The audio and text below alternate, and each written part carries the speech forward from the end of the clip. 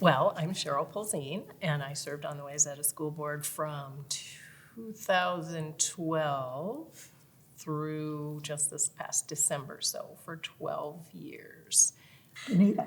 And I'm Bonita Lucky, and I have served on the school board for 8 years. It's been 8 wonderful years. I'm Linda Cohen, and when I told my daughter that I was going to do this roundtable, she said, "Mom, tell them who you are. You're a lifelong learner." Being on the school board has been such a good fit for me, and I've been on the school board for 24 years. That's amazing. And, that's an example of why I feel so grateful to have been able to serve on the board, because I've been able to work with people like you, Linda, and you, Bonita. I would have never had that experience to work with people had I not been able to serve in this capacity. So, yeah, it's amazing. My motivation was I did believe back then, and I believe now, that education changes people's lives and really gives them a lot of different options. And so I was wanting to keep my hand in education, and I was now in private practice and as a therapist. And I was sitting in a chair reading the communicator, and it said there are 4 seats up for the school board. And I thought, Then it said the last day of applying was the next day. Oh. And actually, my kids, all 3 kids had gone through K-12, but they had graduated. And so I didn't even know where the district administration office was. And so I guess I found it, and then I paid my $2, I signed up, and then there were 10 people running, and I had no idea what I had gotten myself into, but somehow it worked. So what motivated me? In my career has just moved me to so many different places. Now, moving to Minnesota, my husband did come kicking and screaming, but it has been a wonderful 10 years since we've been here. When I think about my kids going to public school, I've always been a component of public education. And so we showed up, and it was wonderful. It was great. And then there was some concerns that I did have. And I wanted to take that to the top. So I showed up in Dr. Anderson's office, and I was at the top. So even though I showed up here, he just calmly brought me back to here, and we had a wonderful, beautiful conversation. And he said, "Have you ever thought about being on the school board?" And I was like, yeah, no, I haven't. But I was so encouraged and motivated to say, you know what are some impactful differences maybe I can make? What are some experiences that people that in the community that may feel like they don't have a voice, and maybe I can represent people that don't have a voice, but, get to know me, and I can be a voice for them. I had sort of the same reaction when somebody asked me that same question. Have you ever thought about running for school board? And I'm like, no, just the same as what you said. And because of course, we have 3 children, and they've all gone K through 12 through Wayzata.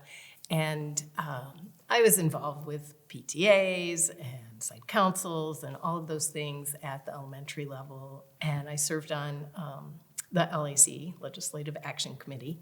And somebody said, have you ever thought of running for school board? And I was like, yeah, no, not really. And so then I just sort of thought about it. Well, you got maybe 18 months to think about it. And so I did. And so I was encouraged by a lot of friends and family. And so I thought I'd throw my hat into the ring as well. Oh, gosh. Let's see, challenges. There's always boundary changes are a challenge. When we did the start time change, that was quite a challenge. Of course, COVID was quite a challenge. And I think how you overcome those challenges is keep calm and carry on sort of mindset. You need good communication with each other, with the administration, with teachers and all staff, and of course with the community. So I think Wayzata has always had that tradition of open communication, knowing that people are going through their own, including us. You go through your own journey and situation and trying to navigate the space, but leaning on each other, being as transparent as you possibly can be, and sharing information as much as you can, to me, is how we kind of overcame to really help lean into helping our community to trust what we were saying. Well, I think listening is always a good approach. I think listening for understanding, not necessarily agreement, but to be open to listening to different ideas and people's perspective and so on can go a long way. And it's one of the things I think I'd say to new board members, how important it is to listen first maybe and try to understand. But also acknowledging when you're listening, I've never thought of it that way before, so that everybody understands that the perspective you're coming from, maybe you haven't considered what you're hearing. And so I think building that trust is important in having someone be willing to collaborate with you. Advice for new common board members, be okay with talking to each other. I know I wouldn't have gotten through the last 8 years if it wasn't for the relationship that I have with the two of you. I have had great relationships, and no matter how I was feeling about anything, I know I was able to just say where I was, no matter what. So that means a lot. So as a new common board member, it's just a lot. It's a lot to learn. It's a lot to know.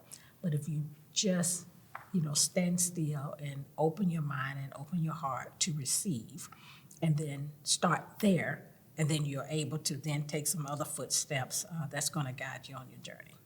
The other part of it is understanding how very complex education is, especially today with computers and technology advancements and the way that things are funded and how it's very complicated. So you have to give yourself time to learn, to listen, to figure out all the different facets that there are, that you don't need to know every detail, but you have to kind of know how it works and what's actually possible.